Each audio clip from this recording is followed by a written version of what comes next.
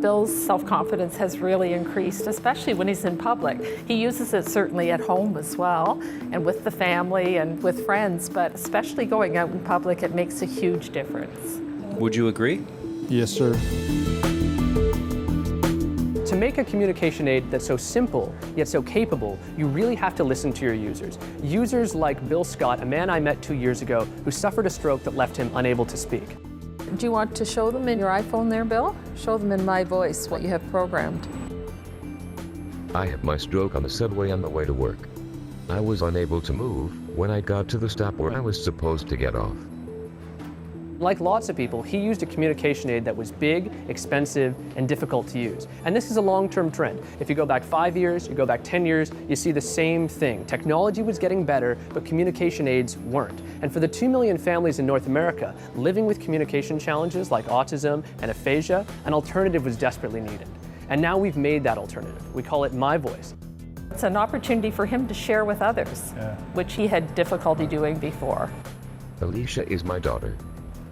Denny is my son-in-law. The huge breakthrough that we had was to introduce web technology to communication aids. With an interactive website that enhances and customizes your communication aid, MyVoice is able to do incredible things, like suggest relevant vocabulary based on your current location. At the coffee shop, your personal coffee order is at your fingertips. At the movie theater, you'll get relevant words and phrases to make good conversation. You're going to love this movie. Hugh Grant is dreamy. Simply drag and drop vocabulary from any web browser anywhere in the world. And with the bookshelf, users can add high-quality content in seconds. For instance, I'm into basketball, so I would want to add the basketball book to my vocabulary. You see, MyVoice syncs instantly over the internet, so you can program it from across the room or across the country.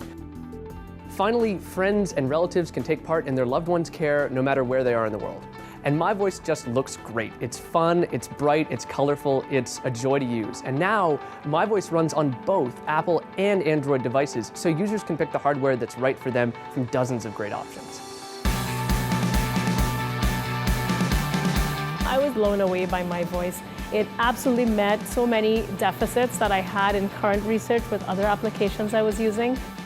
Some children have no verbal communication.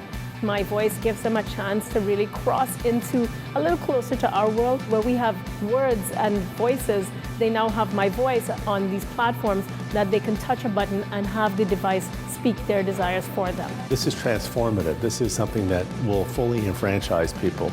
This is something that is human rights technology as much as it is voice technology. This is an enabling, barrier-breaking piece of science that's really critically important and will just make a huge difference in so many people's lives.